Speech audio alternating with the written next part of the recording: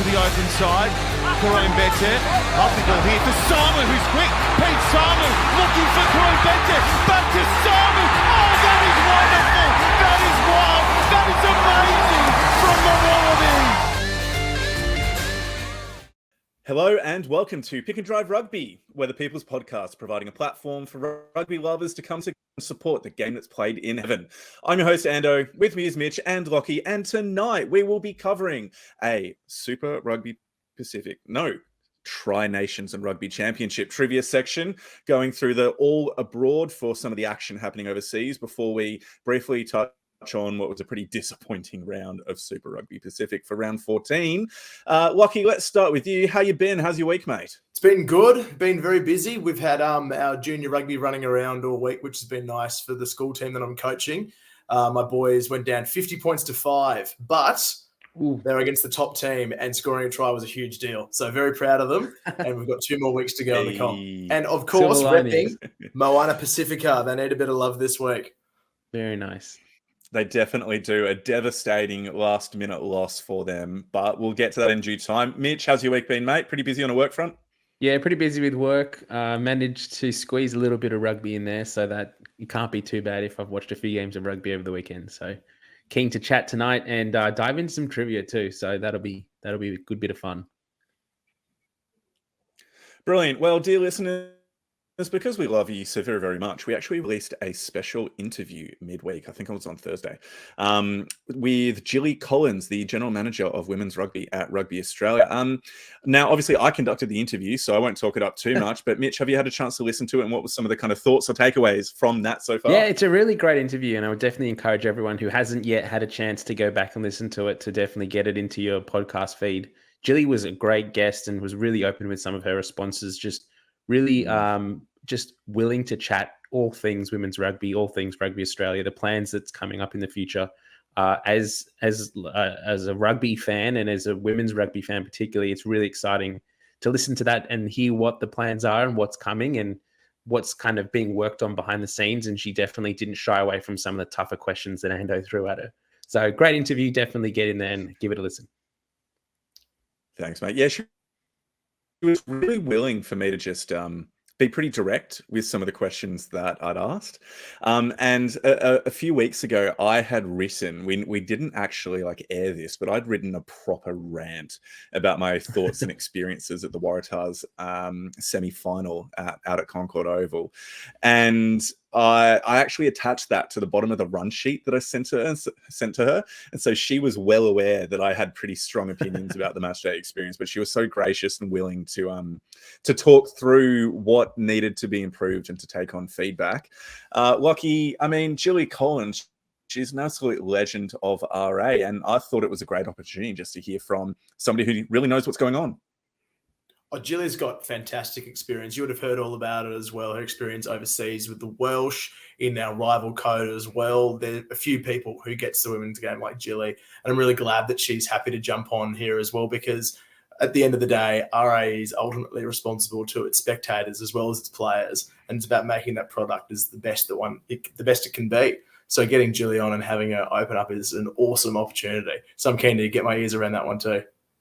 Well, ladies and gentlemen, go and check it out. It's available on all of our regular podcast platforms, and it is up there now for you. So moving on into our Super Rugby tipping. Mitch, why don't you quickly run us through where things are at with our tipping competition at this point in time? Yeah, so after being confident last week and going up a few places, I've gone down this week, unfortunately. So I'm sitting 123rd. Don't think I'm going to be able to crack into the top sort of 110 or any closer by the end of the comp, but well done to Dan G, still in first place on 67 points, or Jojo Rabbit, followed closely by S Blanco or Paul F on similar points with Knowlesy in third place or John N. So well done to all those three up the top there. It's pretty tight when you look at the top of the table. I think even 4, 5, and 6 are within a point or two as well. So a few upsets hopefully this weekend coming, and we might see a few changes up there. But if not,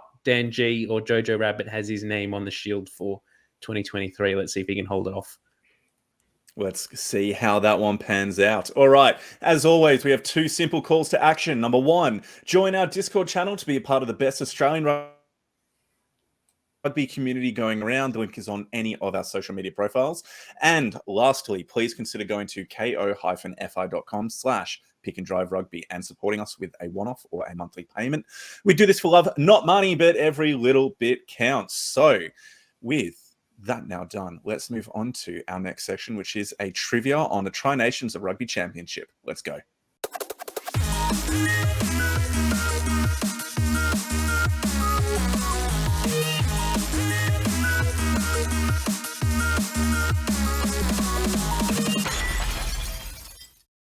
All right, let's do some trivia. So we're doing things a little bit differently tonight, and this isn't the usual trivia segment where I act as the trivia master and you answer my questions.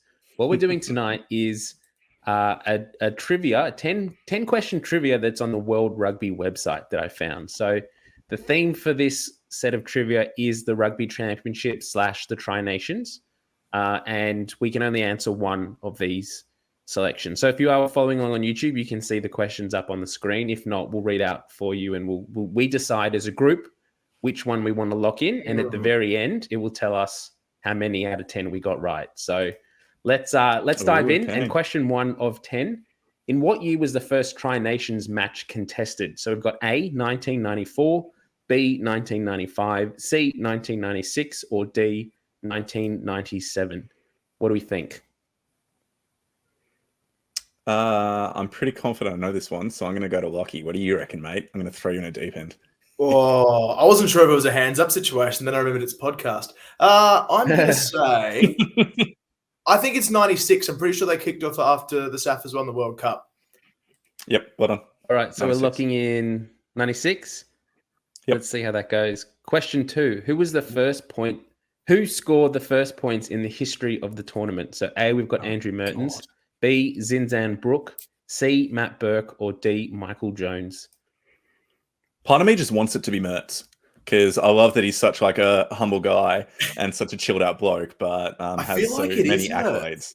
You reckon? This is the sort of start of Mertz era, and he's kicking goals for them. So Yeah. I reckon let's go Mertz. See what happens. All You right, right with let's that one, lock in Mitch? A. Yeah, I'm happy with that. All right, as an let's go. Aussie, I'd love it to be Matt Burke, but let's go A, Andrew Mertens. Question 3: what year did Argentina first compete alongside Australia, New Zealand, and South Africa in the Rugby Championship? Is it A, 2010, B, 2011, C, 2012, or D, 2013? Yeah, I genuinely don't know this one. It'll be a stab in the dark for me. I'm Surely trying to you remember were whether- watching rugby and around when Argentina came across, though, Ando? I don't know. What do you reckon, Mitch? I think from memory it was 2012, but I could be wrong. Lockie, any thoughts? Well, 2012 would follow suit for the try being the year after a World Cup year. Yeah. Yeah. And I think there was a lot leveraged off the All Blacks playing Argentina in a quarter in 2011. They went well in that comp, didn't they? Yeah. Let's go 2012. Yeah, let's go with All that. Let's lock it in. C, 2012. Question 4. Now, this is a picture question. Well, there's answers too, but the pictures help us a little bit. So who scored Los Pumas' first points in the competition? Is it A, Juan Martin Hernandez, B, Marcelo Bosch, C, Horatio Agula, or D, Nicolas Vergalo? So who scored the first points in the Tri Nations for Argentina? Was Hernandez a goal kicker? Got to look at the jerseys they're can't wearing remember too if he and see if actually they did. kind of match up to the Took any of their era. place kits? Yeah, I think C is a bit too new. For me, I would be going Juan Martin Hernandez, but that is a stab in the dark. Lockie, any thoughts? Stab away, Ando. Let's lock it in. Stab away. All right, let's lock that in. Question 5 of 10. Who is the top point scorer in the history of the Tri Nations or Rugby Championship? Is it A, Andrew Mertens, B, Dan Carter, C. Percy Montgomery, or D. Mornay Stain? Look, probably not Mertz. Surely be. Surely. Surely it's DC. He was around forever. It's got to be, I was right? thinking, let's go Dan Carter. I just want to put in an honourable mention for Percy Montgomery's goal kicking. So let's go DC. Yeah, the one-step run-up of Percy. So good. Yep. All right, B. Andrew Dan Carter. We've locked it in.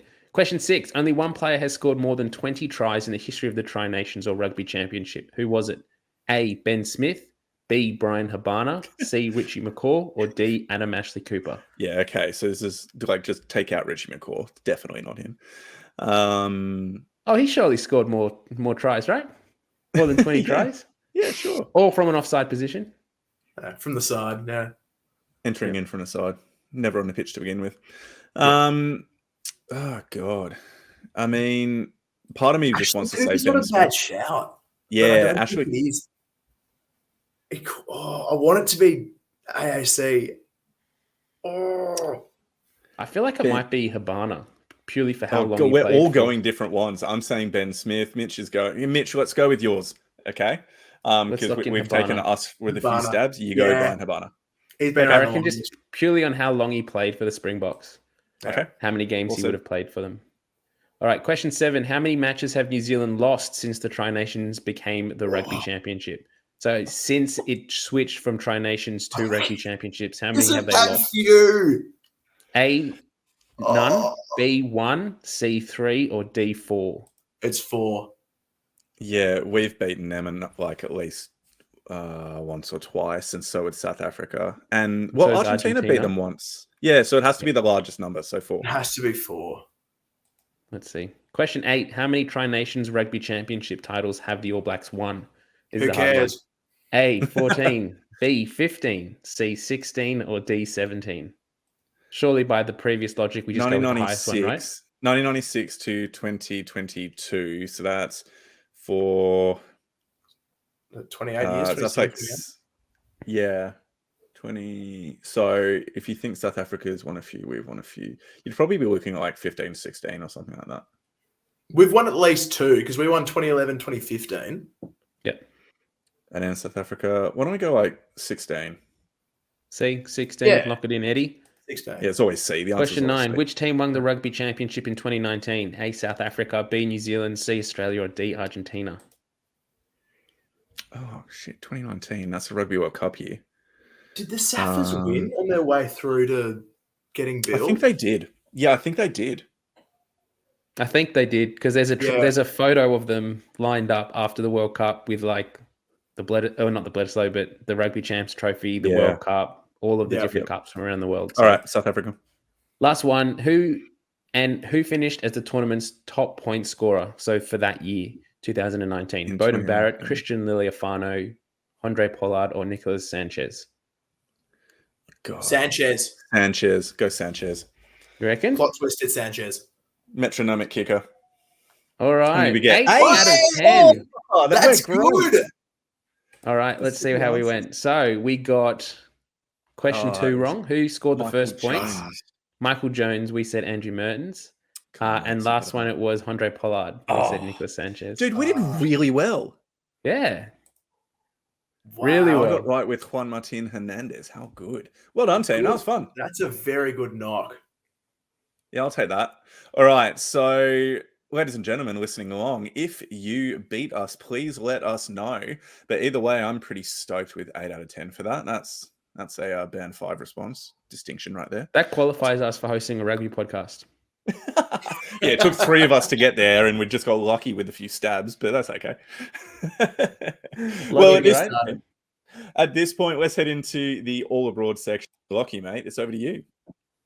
Happy days. It's going to be a quick one. Not a lot of Aussies running around until tonight, actually. So after this has gone out to the universe, the World 15 of the Barbars would have kicked off over in Twickenham. We mentioned last week that Barbars have a good Aussie combo in the playmakers department. They've got Quaid at 10, Simon Karevi at 12. They've also got the immortal Rob Simmons packing down in the row and Uncle Eddie pulling strings from the sideline. Plus, you've got the World 15 with Nick Phipps, Izzy Folau, Harry Hawkins, and Corabetti. So that'll be interesting to see how everyone plays But it's been busy in London. Aside from this game, they had the Premiership final just last night. They had Saracens getting up and defeating the Sale Sharks in their return back to top flight footy after being demoted. But there's a lot of teams getting demoted over in the UK at the moment. So maybe a bit of a trend that's starting over there.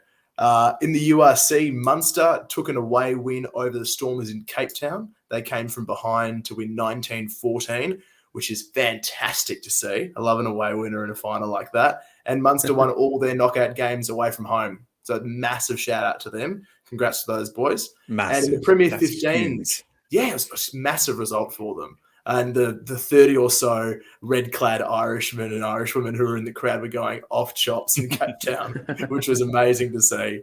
So good night for them over there. And in the Premier 15, so in that top women's competition in the UK, Australia's very own Laurie Kramer in the thick of things for Exeter. She scored a try, had an awesome try assist in their big 82-7 win over Wasps. And Exeter have a huge game next weekend. So that's the final round coming up for Prem 15s. And they're up against Gloucester Hartpury. So that's 1 for Gloucester, playing 2 for Exeter. So massive game there to see how they're going to go through in qualification. The Quins with Caitlin Laney, M. Chancellor, and Arabella McKenzie, they're currently 5th. They need a bonus point win tonight when they play, and then in round 15 as well to get over the line. So fingers crossed for them too. Fantastic. And I don't think he's we've definitely said on the hoping. pod, So but some really big since we performances. recorded last week, the Aussie men's sevens have secured their qualification automatically into Paris for the Olympics next year, which is awesome for the team and awesome for the kind of program. It means both the men's and women's don't have to play like the repechage qualification process. And I believe also it's the first time that the men have actually automatically qualified for the Olympics. So that's a great result there for them, and they don't have to worry about playing and playing a few more tournaments and those sort of things. So a lot of preparation now for the Olympics next year for the team. Excellent. So, gentlemen, do we want to head now into Super Rugby Pacific or take a quick break? Let's have a quick break and then we'll dive into Super Rugby Pacific. Let's go. All right, let's go.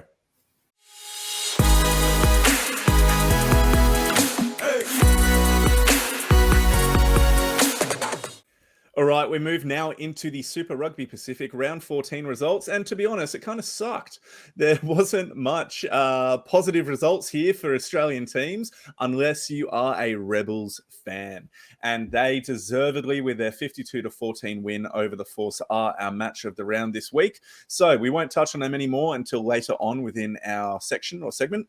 To start with, the Highlanders at home defeated the Queensland Reds 35-30. Now, this was a really close run game, pretty significant injuries for the Reds throughout the match. Liam Wright going off, needing a green whistle with, I'm not sure if much information's come out about what specific injury he had. It looked like a wrist or hand. Shoulder, I think it was. Shoulder. Okay, cool. Might well be, but look, some pretty significant injuries coming along there. Connor Vest, am I right, Mitch, also received a broken neck within the match as well. So it's an interesting one because he actually walked off the field and didn't look in too much discomfort on his way off, but then went for scans after the game and was revealed that he had actually fractured one of the bones in his neck, whichever one it was. If you C9 or something, I think you mentioned before, Lockie. The C7, the fracture was in. C7. But yeah, very scary stuff for the Red second row. Yeah, and I guess right that's dislocated shoulder. Sorry, I'll just jump in there with that. Right dislocated shoulder. Yep. Yeah, so he's out of hospital now, and I think he's on his way home as we kind of speak. But he definitely spent the night there, and there's obviously for Connor Vest, I mean, there's obviously a process now for him to be able to kind of get back and playing rugby again. And it was in terms of the hit and what caused it, it was a pretty innocuous hit, really, bit of a rugby collision in a lot of ways. Seen a bit of talk online saying that maybe it should have been carded. It was directly to head, but a lot of mitigation into that. So unlucky in that instance, but unusual in that we see hits like this happen quite frequently throughout the game of rugby. And this is unfortunately one that's come out with a pretty heavy impact for the player. Yeah, it seems like one of those rugby incidents where Vest actually kind of like ducked his head into the tackle a little bit, which seems to have exposed the pressure just getting centered on his neck. I mean, I'm no medical expert, it's just what it looks like with the eye. Mm. And so, I mean, when you take into account the injury to Vest, Liam Wright dislocated shoulder, he's now out for the season. Tate McDermott being taken off near the end of the first half and not returning again with concussion. Lockie, it seems like the Reds, who are a team that maybe lacked a bit of experience across their 23, got hit really early with these injuries and struggled to kind of continue within the game as a result. That's bang on. They lost their co-captains. I mean, you've got Liam Ridoff, who's been a really measured, calm voice for the Reds this season, plus all the energy and the direction of McDermott, and they're both gone before half-time. So it's a credit to the Reds that they were even in this game. And they were, for at times, more than in it. They were up 14-0, and then at one stage they led 27-14 with about 20 to play. So realistically, if those heads are out there, you're probably seeing the Reds hang on to this game. But it's another away loss that slipped away from them that they really should have bagged. And even though they scored arguably the try of the season, going the full length of the field with Jacob Field, of all people, running over under the sticks, it's a fell blow for the Reds finals hopes. It's in a really precarious spot now. Yeah, look, It's there been was some unfortunate, pretty... I guess, how the game finished. That Hunter Paisami, it's his first game back from injury after so long off, and we were expecting and hoping for him to have good impact. He unfortunately dropped the ball late in the game, which then gave possession back to the Highlanders, who then were able to score that try, which took them ahead to win the game. Bit of a fairy tale finish for Aaron Smith in a lot of ways, and as an Aussie rugby fan, you're sitting there at home watching that and just thinking, "Oh, this isn't fair. Come on!" Like the Reds seem to have been the team that deserved the win, or for a lot of it, seemed like they were the better team on the night. But you really do need to ice those games, and you can't let teams in with a sniff, particularly New Zealanders. And so it definitely comes down, and the Highlanders at the end there definitely wanted it a little bit more than the Reds. Look, I'm just going to be a proud Aussie and say the Reds were better than the Highlanders on the night. They just didn't come away with the win. And it was really disappointing because there were a couple of key moments in the game where there were some decisions or lack of decisions from the refereeing team, which were pretty questionable. So you mentioned that breakaway try that Jake Upfield finished within the 12th minute. You remember that moment where James O'Connor's doing his best interpretation of a ballerina on the sideline before he gets the offload away? It was Freddie Burns, the English 10, who is coming across and has tried to knock him out and tackle him out over the sidelines. Nearly and did knock him out. Has actually collected him high in the head. Yeah. And it just wasn't even reviewed, despite the fact that it was replayed multiple times because of the athletic abilities of James O'Connor. It just wasn't reviewed. And also in the lead up to Connor Garden-Bishop's try, I believe, in the 69th minute, there was an absolutely clear and obvious forward pass from Freddie Burns, which was just blatant, and a referee was in line with it as well. Maybe, if I'm being generous, the bodies were maybe blocking the view of the pass or something like that. But there was just a couple of things where in a close match where an Aussie team has it kind of stolen away from them, it's enough to make you salty, and it's enough to make you seething. But you got to be better and take the referee's decisions out of the equation, don't you? So I don't know. Lucky, am I being a bit too salty here, or how do we kind of assess the loss in the light of some of those decisions? Oh, mate, I'm beyond salty. I'm Himalayan rock salt at this point. There is another knock-on in the lead up to that Garden-Bishop try from Mitch Hunt. He loses it while he's on the deck. These are multiple instances where you can pull up play for that try. But I can't begrudge Aaron Smith a fairy tale. It's so good to see. I really like the call that the Sky team had with the passing of the torch from Smith to Fakatava. I thought that was a really nice moment in front of his home crowd as well. So, yes, power to him, but gutted for my Reds. And they've got a massive job coming up next week against the Drua, who are coming off a win. Yep. So on that point, I think that's an excellent segue to the 47-46 win from the Fijian and Drua over Moana Pacifica. And this was very nearly a fairy tale win for Moana, who had come back from it was a pretty helter-skelter first half. And then Drua got away to a bit of a lead before Moana started clawing it back and scoring a run of points I think it was like 20 something points on against the run of play. And Christian Lealiifano had a kick in the final seconds of the game. He deliberately drew out the clock so it would be the last moment, and unfortunately shanked it to take the win, give the win to the Ndrua. Mitch, that would have been a moment to remember for Lealiifano, but they just came so close. It almost sums up Moana's season this year. They've just been close on a few occasions and just not quite able to ice it. And a lot of frustration from the players. You can definitely see that. This game had kind of everything. It was played at test match intensity. Both forward packs were willing to whack each other and some massive hits going left, right, and center. It does ask questions about what's next for Moana. How do they come back from this? There's one game to play. They face the Waratahs next week in Sydney, and they're facing a massive uphill battle to probably get the win there. That means that they go undefeated through this season in their second season in Super Rugby Pacific. That's not the result that you want, and the fact that the fans aren't turning up to support them, it's really asking some questions of what does the future lie for this franchise. Lockie, in some ways, I would have expected a bit more from Fiji and Ndrua within this game. They, if you look at some of the stats, they gave away 12 penalties to 4 within this game. They only made 117 tackles throughout the match and missed 20 or 27 of those, so 77% success rate, and there were so many turnovers within this game. It was ridiculous. Should we expect more from Fiji, or when they're going up against Moana, do they just get given free rein to play the kind of entertaining Islander way that we've come to know and love from these two teams? I think it was a case of the Drua regressing to Moana's level at that point. You see so often teams play down when they should be playing up, and that's exactly what's happened in this case. It's a fantastic scoreline for a fan looking in. You say 47-46, what a game, 14 tries. But like you mentioned, 27 missed tackles from the Drua, 20 from Moana Pacifica, and no one is kicking effectively. So they're running it out of their 5, they're running out of their 22. In total, you might have seen through the stats, 15 kicks from hand in the entire game. So you're running it from all over the shop. It's under 8 stuff, which is fantastic from, I guess, a running rugby pedagogy, if you like.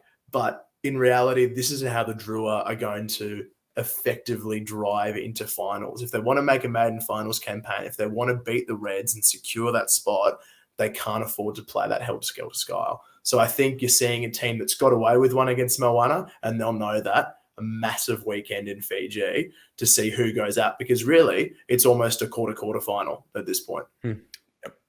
Well, moving into a team who definitely played the way they needed to within the match were the Crusaders, absolutely thumping the Waratahs 42-18. Mitch, this was a match that I was very hopeful for, but unfortunately we just weren't clinical, and it just showed the golf in class at this point in time between the Crusaders and the Waratahs and where their respective team environments are at. Is that a kind of fair assessment of how you saw the game? Yeah, there was a little glimmer of hope coming into this when the Crusaders announced their team and had rested a number of their All Blacks. I kind of thought that, the Waratahs are becoming a bit of a bogey team for the Crusaders in the last few years. If there's a team that is able to trip them up, it's us. And so that's definitely what spurred me on to tip them in my picks this week. But once the game actually started and the Waratahs got their hands on the ball, they just did not look like the team that has kind of progressed through this season. They kind of regressed into what they were in the first round or two, throwing the ball around way too much, not really sticking to any kind of game plan. Players like Mark Nwanga-Nitawasi getting involved a lot, but every time he got the ball, instead of just holding it and taking it into contact, he's throwing these offloads, which ended up getting back into the Crusaders' hands. So turning over the ball way too easily and not able to apply any pressure, not able to sort of build momentum into the field. When you're up against a team like the Crusaders, who are good in all facets of the game, they just punish you, and that's what we saw. The league just kept getting bigger and bigger away from the Waratahs. Max Jorgensen got blown out of a pilfer attempt by, I think it was Nankiville pretty early on within the match and didn't come back onto the field. Lockie, how important is Jorgensen for the Waratahs considering the width and the playmaking option that he adds in the wider attack? He's massively important, but also he shouldn't be, which is a funny way to look at it. But he's an 18-year-old. But he's an 18-year-old kid, and they've talked about into this year. We're not going to play as much. Obviously, you've got a lot of outside backs who've been unavailable, chiefly Kurtley Beale. But his workload has been huge already this season, and this is another big impact in the clear out on a teenage body, and he's really feeling the effects of that now. So for mine, it's more a case of why has he played this amount of games and been put under this amount of strain rather than any other side of looking at it. But he was a standout while he was out there. And there were some people who put their hand up for the Tars. I'll give him that. I thought Langy Gleeson had a great game as well. He was carrying hard. He's really putting his hand up. And Charlie Gamble stepped into the 7 jersey and I thought had a whale of a game. He had 3 turnovers. He stuck in 17 tackles. I thought he was really effective both sides of the ball. But I mean, like Mitch alluded to, it's a class thing at this point. 6 tries to 3. The Crusaders tipped so well in the forwards. They were able to get another pass out and really punch through the wider channels. And tell you what, Lester Fainga'anuku, I'm glad he's leaving New Zealand because he is a problem. He was so good. He made Marky Mark look like a under 12s, fly half and tossing him around. So huge loss for New Zealand rugby and a big up for us going over there without him. How sad is it that we're like, yes, he's leaving. We finally might have a chance. And then the next one through the production line. Yeah, and then they've got another 18 wingers who are ready to come in. It's ridiculous. Yeah. One of the things I'll quickly say was actually David Havili, not Nankiville. I always get those two mixed up. So it was David Havili. Mitch, within this game, I mean, it just shows you, I guess, in a way, maybe the importance of Michael Hooper and the steadying hand he provides, although Lockie did speak to the influence that Gamble had. How big a loss will Hooper be, considering he's made it clear that he will be finishing with the Waratahs at the end of 2023? It's a little bit hard to say at the moment. I think the impact that he has on the team is probably a little understated in that once he's not there, we start to realize how much we miss him. We've got players like Charlie Gamble who can fill in and do a job at 7, but it's the other things that we don't have when he's not there. The leadership, the calming ability, the way that he communicates to the players and says we just need to focus on the next task and that sort of thing. So it'll be massive to see how the Waratahs bounce back from that next year and who they go to as their kind of key leaders in this relatively young squad. Who, if they look to bring in some more leadership from off season, will be interesting to see what Darren Coleman does there. I guess what is again another thing that we've spoken about week in week in Super Rugby Pacific this year, but the resting policy when we don't have the key players playing these games. You kind of were expecting it to affect the Crusaders probably more so than the Waratahs this week, considering they rested the caliber of player that they rested. But the Waratahs really did not look like themselves with the few players that they had out, and even with the injuries that you bring in as well. So Lalakai Feketi and Isaiah Parisi, once we had those guys off the field, Mosesi Tuapolotu and Joey Walton, they did all right for what they kind of could, considering the amount of game time they've had and the experience level that they're at the moment. But we did not look clinical. We did not look like we had any sort of structure in that back line with those guys out there, which is pretty much what we were at in round 1 and 2 this year. Once we got those guys back, we started to look more clinical and started to build some momentum into the season. Now they're both out and we don't have our centers. We kind of didn't look like we were able to punch through in the back line and sort of get any ascendancy. Moving into a game where one player had ascendancy basically over everybody else on the opposition team was the Blues, basically Mark Talea, winning 36-25 against the Hurricanes. Talea running in 4 tries across the match. And look, this was a really, really strong performance from the Blues. They seem to have dipped in form over the last month or so, probably not playing at the level, the quality, particularly, I guess we could actually say across the whole season for what we've expected of them for the last couple of years. But they, were back to their imperious best with the influence of Mark Talea. Lockie, it's amazing, again, we speak of players like Talea and Fainga and Nuku, and they're barely even within like the All Blacks 23, and yet they just carve up at super level. Talea's a freak. He is an absolute freak. I'm not sure if Sean Maloney's tagline of Mr. Slippery is ever going to stick, ironically, but he is a bloody good player. I'll give him that. And you're right, he's probably only had 5 All Blacks tests. If that, he came into the frame last year, had a really good test against Scotland, where he stood up. But aside from that, I mean, they've got just a factory production line of outside backs coming through, even just in the North Island before you look down at what's going on with Highlanders and Crusaders as well. It's ridiculous. But you're right, it wasn't much of a contest, really. The Blues were at their imperious, almost arrogant best. We've mentioned a couple of times about the Blues, but they do have this sass about them, this arrogance. And when they play that up-tempo, in-your-face kind of footy, it's really good to watch, and they get a lot of go forward from those really flashy backs. But the Canes, it didn't feel like a contest. They definitely feel like they're a step off the Chiefs and the Crusaders and the Blues, even though they had that win over the Brumbies and they've blown out a couple of Aussie teams. They're not seeming to match up, and especially at set piece, their line-out was trash for so much of that first half. I think they were operating at 60% and finished up at 70%, which is not nearly good enough. I know it was bad conditions, but that's going to be a real target point for any teams who are coming up against them in the knockout. So if you're a Brumbies or if you're a Tars who could be facing them in a quarter or a semi, line-out time is going to be massive against the Canes. Yep, that's a really good point. And it's interesting to say, like, we've spoken about how well the Blues played, but if Geordie Barrett kicks his goals, kicks his conversions, then they're close to winning this game. So he was kicking at 29% success rate. So that's just incredibly poor, and you would expect much more from a player of his quality.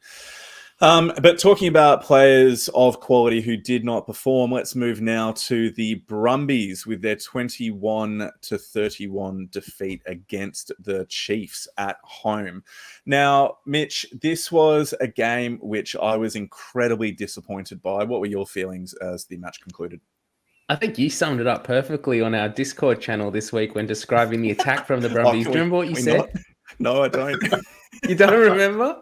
What did I say? That's just you said that maybe it doesn't fit with our ethos of family friendly, so maybe we won't go there. But no. Yeah, say it. I remember it now. You said that their attack was very flaccid this week. That's perfectly acceptable, chap. Because it was. It means it's a deflated balloon. That's what flaccid means. Yeah. It will take into account that it was probably -2 degrees and everyone was very cold out there. But realistically, the Brumbies they've been off the pace the last 2 weeks. They've come into the second half of this season and they've put in some good performances. But last week against the Force and now this week against the Chiefs, they've just not really been able to kind of get into their own game plan. Whether it's the resting policy and the fact that they've got players coming in and out of position, the fact that the games at times are getting away from them and players leading into this point in the season haven't been as familiar with chasing games. They've been more used to leading and being able to kind of keep their momentum or keep that lead going. When they are chasing the scoreboard or chasing the opposition, they're giving away a few too many penalties. But the Chiefs were just class, really. They look like a step above at this point, and we've said it a few times this year that they're definitely the team of the competition so far. And if they play like they have been playing these last few weeks into the finals, I don't see anyone coming near them. What are your thoughts, Lockie? Well, the Chiefs dismantled the Ponies. It was realistically 31-14. Pete Samu's try after full-time flatters the hosts significantly, I thought. And so much of that was down to the Chiefs' defensive pressure. So they were hammering up off their line. They were making really good contact. And then the tries that they're scoring aren't necessarily huge amounts of pressure in attack. It's that counter.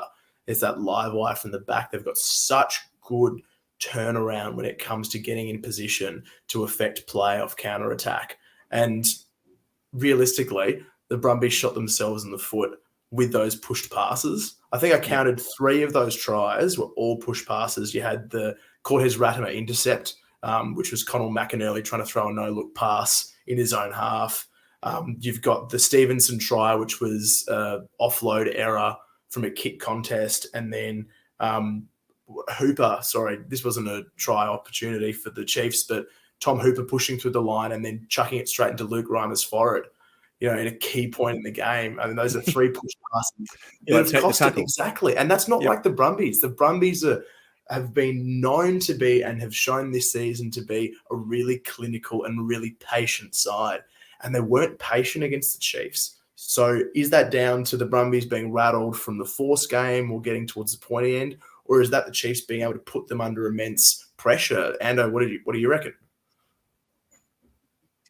Yeah, I think it was a bit of both. I think the pressure that the Chiefs were able to apply was really important. But there was an interesting comment that I read that actually it may well have been the selection of Damian McKenzie at 15, which changed an approach that the Brumbies often take, which is being willing to clear their own line with kicks. But in this regard, you don't want to be giving Damian McKenzie counter-attacking opportunity with the ball deep in his half because he'll just carve you up. And so we actually saw uncharacteristically the Brumbies trying to run it from their own half on far more occasions than you would see normally. And so I wonder if it's McKenzie being at 15, which is changing the way the Brumbies are playing the game to something they're not used to. But either way, you just saw these moments from the Brumbies that lacked composure, and it lacked the usual accuracy that we would expect from the Brumbies. Now, they are still, without a doubt, the best Australian team in 2023, and that's not changing from this one result. But it is just really disappointing that the team was unable to get the job done against what has been proven this week is not the strongest Force team going around. But they just then weren't able to double it up and back it up at home with their that was their final home game, was it? Or are they playing? No, they play the Rebels in Canberra next week. Next round, I've forgotten. Yeah, Rebels in Canberra. Okay, cool. So, look, it's just disappointing. It's just really disappointing, and I expected a lot more from them. And I think a part of it was just frustrating because the Chiefs weren't incredible; they were just good, and the Brumbies were poor. And that is just not good enough for what I would expect of this team. But let's go to a team that actually played quite well and put an absolute number down on the Force, which was the Melbourne Rebels, getting up 52-14 at home in Reece Hodges' final ever game at home for the Rebels. Now, quick question for you. How many games has Reece Hodge played for the Melbourne Rebels? Oh, Lockie's got it. You probably wrote an article on this, didn't you? 99, baby. 99. Very well done, my friend. So next week, assuming he plays, will be his 100th game for the Melbourne Rebels, and an amazing way to finish his pretty impressive career. Mitch, I'll throw this one to you, just out of interest. What Shoot Shield club did he play for? Manly. He did play for Manly, and then in the NRC in 2015-16. Which team? I want to say, I think it was the Sydney Rays. Sydney Rays, well said. And where's he going to in France? Who's he signed with? Montpellier? No, Bayonne. He's gone to Bayonne. Now, as I was doing some research and looking up some stuff, Michael Hooper has played one Shoot Shield game. He played that one game for Manly. And guess how many tries he scored in that one game, Lockie? Is this Shoot Shield or grade? Shoot Shield. Shoot Shield. Oh, let's say 2. Okay, Mitch? 12. Oh, God. He scored 60 points. Yep. He scored 4 tries. 4 tries in his one game for Shoot Shield. And so I'm guessing they're just like, no, you're not allowed to play again, mate. You're too good. Oh, that was back in 2012, actually. That's outrageous. Yeah, lots of fun there. Lots of fun. But anyway, getting back to the game. Rebels 52, Force 14. Look, this was just yet another example of how the Force just cannot play away from home. There's some weird thing going on here that they're an absolute dominant force at home, and then they get out of Perth, they cross over the border, and just their powers that Twiggy Forrest has imbued within them seem to have disappeared. Lockie, what do you say about that? Why is it that the Force can't actually continue anything or get any wins away from home? I've no idea. Honestly. But I thought it was more down to the Rebels absolutely pantsing them.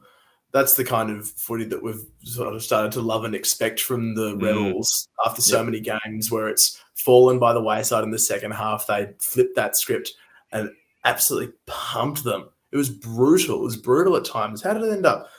I think, 8 tries to 2? Yeah. It's a thumping. So great for the Rebels because it keeps them in the finals fight. And if we want to talk about that bottom end of the ladder, it does make it really exciting because all the Aussie teams can still qualify in some way, shape, or form as a result of the Rebels getting a bonus point win. But very one-sided. It's their biggest ever score at Amy Park, I heard on the stand call. Mitch, who was a standout for you from the Rebels?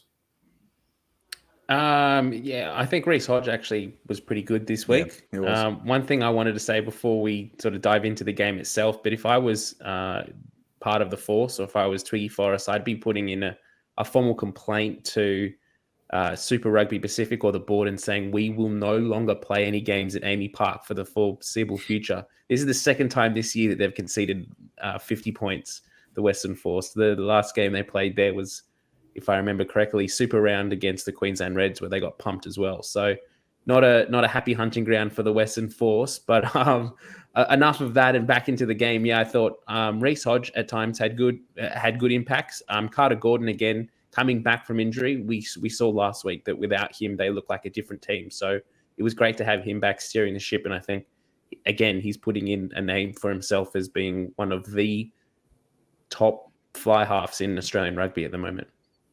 Yep, completely agreed. And listening to Michael Wells in the post-match chat, congratulations on him pulling up his 100th Super Rugby cap as well. A really, really significant player in kind of Aussie rugby at a super level. He's been someone that has been a leader at almost all the kind of teams he's been involved with, has led with energy and commitment in all of his games. It was really interesting the take that he had because he was asked in a post-match interview whether or not his team kind of, the long and the short of it is like wanted enough, where they had enough motivation after their great win last week. And he said, well, yeah, I mean, we're professional rugby players going in with an opportunity to kind of clinch or pretty much clinch our place in the finals. That's motivation enough. And the fact that we just weren't winning the collision, winning the tackle contest, and we were tackling too high, riding the players down to the ground, not chopping, not hitting them under the ball, and that's a mindset issue. So it was really interesting to hear him say that, and he wasn't doing one of his grumpy Michael Wells moments. He was actually kind of just being fairly reflective on it. And Lockie, how much? I mean, look, with your team that you coach, I mean, mindset matters. How does Simon Cron do this with the Force to change their mindset for games away from home? It must be doing his head in, honestly. Seeing him knock over the Highlanders, Brumbies, big teams back in Perth, the Drua a couple of weeks back, and when they're under pressure. I mean, they can clearly play footy, but one player from the Force turned up, and that was Sam Spink, and he was running rings whenever he got the ball. Everyone else had their heads down. I couldn't believe what I was seeing, really. And whether that's their travel and their mentality around it, whether it's their game day prep, and it takes them so long to get ready, maybe they need to get over earlier on deck on the ground. I'm not sure. But I think it's really salient of Michael Wells to bring up the fact that, yes, you are pro. You should be doing this regardless of whether you're playing in Perth, in Queensland, over in the zoo or wherever. So I love that honesty. It's rare that we see that kind of insight from any sports people, if we're honest. But I'd love to be a fly on the wall in the Force dressing room after that game. Oh, massively. I'm not sure if Cron is the type. I feel like he probably is the type to just rip in if required. But I mean, some of this needs to be said. You look at the Force lineup, and their backline's pretty strong. So you got Fines earlier, while so Max Bury, who settled in really well at fly half for the Force. He's been doing well the last kind of month. Mattielli, Stewart, Spink, Kiribiji, and Tia. That's probably their first choice backline. If except for maybe Max Bury from earlier on in the season. But you look at the front row, and you've got Folau Fainga'a in at hooker. So, yeah, okay, he's good quality. But then it's Angus Wagner and Siosifa Amoni. And Wagner has only played 29 games for at a Super Rugby level, and Siosifa Amoni has only played 12 and only started 2 games. So the front row is obviously an area for growth within a team. The forward pack, obviously, I just wonder if there's still too much shifting and changing within the forward pack, because you kind of saw that's where they got beaten up within the match, Lockie. They got smashed in the forward pack. The pushover try for Dickie that was Harwood, embarrassing. that was incredible drive for the Rebels. And yes, you've got a pretty undermanned, if you will, force pack with some inexperience in there. Obviously, Isaac Rodder coming back off the bench was a big in for them, and he had some good moments. But realistically, pound for pound in the forward pack, they just got hammered. The force. The Rebels were excellent. I thought Sam Talakai had his best game, aside from his big run, which was excellent to see a tight head prop going 20 metres and scoring. He was a huge force at the rucks with his clear outs. He made great impact at scrum time, and he was really effective carrying the ball as well. So the Rebels they blitzed him. They blitzed him, if we're honest.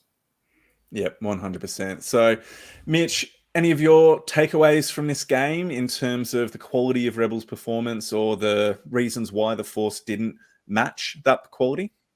Yeah, one of the things that Lockie said a minute ago around travel, I've just been thinking about recently. And when we consider the 2 teams in the competition this year who have played relatively well at home but haven't been able to play away, are both the Fiji Drua and the Western Force. And when you consider that they are the furthest placed teams away in the competition and the amount of travel that they have in weeks to get to games, I think we're probably underestimating the amount of travel and the impact that has on teams. And obviously, in a way, they're prepped to be able to bounce back week in, week out, because other teams in the comp don't seem, even when they are traveling to Perth or to Fiji to compete, they don't seem to have as much of an impact. And the fact that it's affecting two teams as much as it is probably a factor that we're not kind of identifying or thinking about in terms of a logistical perspective for the competition moving forward. But the other point and last point is just the Rebels, how good they've been going this season. And I don't think it's kind of fair in some ways how far down the table that they are, and that they're only just like they're 8th or 9th or something on the table at the moment, but they've been playing some really good rugby. And overall, from a weekend of a pretty poor showing from Australian sides, the fact that the Rebels were still able to put in 52 points is a massive ups to them. And the more people that can support them and continue to tune in and watch them play, the better. Mitch, I'm going to say one final point about this match, but whilst I'm doing that, could you maybe get a live version of the ladder and be ready to show that on the screen? Now, one of the comments that was made by Simon Cron in the interview was the fact that so many of the players are younger and they're still learning what it is to be like a professional rugby player in terms of how to do travel, how to prepare yourselves as a professional player.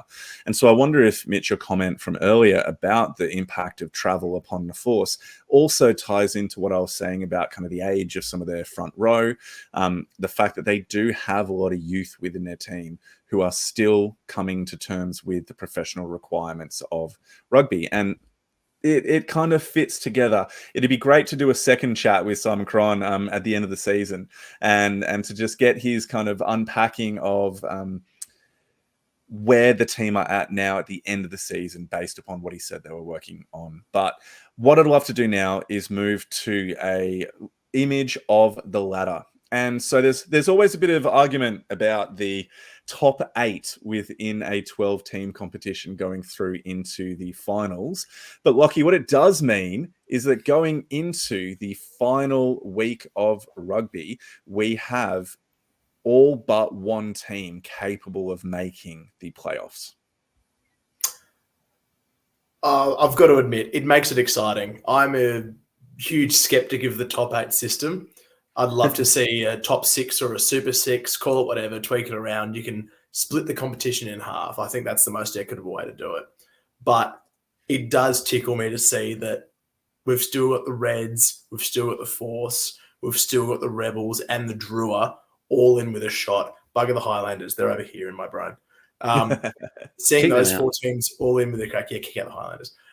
Seeing those 4 teams in with a crack is brilliant. It's brilliant for the game. And you've got a perfectly sensible ladder up there. I have my chicken scratchings that I was going through just before I Oh, we jumped should on. get those up. We'll And swap it over. I'll take a photo. We can share it later. Yeah. Of Love it. how everyone can pan out and what teams have to win and lose to get there. The Brumbies are also affected by this because they have really dropped the ball over the past 2 weeks. From being in a home semi-final, they can potentially end up 5th if the cards don't fall their way and play away. Yep. So, do you want me to chew through all the Aussie teams? Yeah, do go it. through the Aussie teams, mate. Do it. I don't have it worked out as well as you do, Lockie. So get into it, mate. I got excited. Okay, here we go. We'll go with Brumbies. Start up with them. So the best they can finish is 3rd. So that's getting a comprehensive win over the Rebels, preferably with a bonus point, and having the Highlanders beat the Blues. That'll get them through. That'll get them into that 3rd spot, which will lock in a home quarter against the Tars. Worst case scenario for Brumbies is 5th, which is they lose to the Rebels and the Hurricanes defeat the Crusaders and bump into it a fully all New Zealand top 4, which would be dreadful. It'd be a dreadful look for the competition. So as much as I want the Rebels to go well, it's kind of a big deal to have a home quarterfinal for an Aussie team as well. So I don't know how to feel about that one. The Tars, bless them, can only end up 6th. So don't drop the ball against Moana, or do, whatever. It really doesn't matter. This is a nothing game, hey? Although it is Michael Hooper's last game. So yeah, true. Let's not. It's a nothing and drop the ball. everything. Moana haven't won. They'd be itching to get out as well. So there's so much riding on that from a mentality. I'm going to call it now. Like we said before, Michael Hooper scored, 4 tries in his Shoot Shield debut? Let's say in his last game of Super Rugby, he'll score 5. 5 tries for the old Hoops. He loves it. The Reds. Okay, so the Reds are 7th at the moment. That's the best they can finish as well. And they do that simply by beating the Drua. They don't even need a bonus point. If they beat the Drua, they've got a big enough points difference that unless the Highlanders beat the Blues by 50, they'll be all right to cruise on through in 7th and likely face the Crusaders. Still not great. Worst case scenario, they go all the way down to 11th. And that's with a loss to the Drua, plus the Highlanders, Force, and Rebels all get a win. So it could turn south very quick for the Reds. Wow. Yeah, wow. They could potentially end up all the way down there. The Force are in the same boat, so the best they can finish is 7th. The worst is 11th. The Force get to 7th by beating the Chiefs, which is easier said than done, plus having both the Reds and the Highlanders lose their final game. They can end up 11th if they lose to the Chiefs and if the Drua and the Rebels win. It's a bit of a straight swap for them. Yep. Now, our mighty Rebels. Realistically, they can finish 8th at best. If there's a draw between the Reds and the Drua, they can go to 7th, but that's probably not going to happen. So let's say 8th is the best for them. They have to beat the Brumbies with a bonus point, and they'll need the Highlanders, the Force to lose. Yep. So there are lots of permutations for the finals, which makes this exciting. I'm really excited for the last weekend. And I've got to say, there is no bigger game this weekend, and I'll toot my own Reds horn, but Reds Drua in Fiji is knockout footy. It's so exciting. That's going to be an absolutely incredible game. I'm actually really interested to see how the Force go at home against the Chiefs, because the Chiefs are through in first place. Nothing can happen. They've clinched the minor premiership. They will likely rest a whole bunch of their stars for the trip over to Perth. And so it wouldn't, there's a part of me that thinks, I wonder if the Force could get the job done. I just wonder. Keep the home record strong. Yeah, keep the home record strong, and that'd be something for them to take away from this season. But how interesting is it that a part of us kind of want the Rebels to step up in where we think they're capable of being, because they've shown it at points within the season, but they're playing the Brumbies, and we need the Brumbies to be up high within the competition. So it's like, we want you to do well, Rebels, but please suck so the Brumbies can get a bonus point win. That'd be great. Thanks. Be good and score points, but don't concede a losing bonus point. Let the Brumbies get a winning bonus point against you for the sake of Australian rugby. Please and thank you. The worst case scenario, there's a world in which the Drua and the Highlanders go through, which would be crushing for Aussie rugby. And it's likely. Like the Drua are at home and they're awesome at home. Plus the Yep. And the Highlanders, Reds injury toll. Aaron Smith's last ever game as a Highlander up against the Blues, who'll probably rest some players because through All Blacks, not because they need to, but through All Blacks rotations, that's on the cards as well. It's a big weekend. That's where New Zealand rugby comes in and says, for the sake of the Highlanders, start your under 12s Blues, let them win for the sake of New Zealand rugby. I reckon the Blues under 85s would probably smash and go well, actually. All right, Question fellas. for you both before we finish up. Yep. The one round left in the normal competition, then we're into finals. Can the Brumbies turn things around from here? Oh, look, with the injury to Alan Alatoa, it's pretty concerning. He's really, really, really vital for their team, and they've just looked off the pace. I can understand last week's performance with resting a bunch of players and kind of, just not taking the force as seriously as they should have. But this week's performance was bad. Add in an injury to your captain, and it's really concerning. Lockie? At this point, I don't see the Brumbies on current form making a final. I think that we should expect a semi-final of the Brumbies. I think that's where they're up to and they shouldn't get there. But from the past 2 weeks, I can't see them going across the ditch and beating a Crusaders or a Chiefs at home at the moment. So they need to really spin things around against the Rebels and prove that they're a side that's worth being in the top 4 to earn that right. A bit of a trend that's forming in Australian rugby at the moment when we consider the two best, if that's what you want to call them, based on the table at least, Waratahs and Brumbies, is the resilience factor. And that's something that this year, Australian rugby, we haven't shown we're capable of bouncing back when things haven't gone to plan. So earlier in the season, the Waratahs first round talked a big game about coming out in that first week and beating the Brumbies at home. Didn't do it. Brumbies beat them. And we could see for the next 2 weeks that they were really sort of shell-shocked and took them a while to get back to basics and change their plan and change their style. We saw last week when the Brumbies went across to Perth and got beaten by the Western Force. It's taken them 2 weeks and they're still kind of a bit shell-shocked and they're not back at their form. They're questioning things. They're not playing at their best. So it's concerning that when things aren't going their way, our players aren't able to kind of turn momentum back and sort of refocus on what they need to be doing and sort of push things to the side and keep going.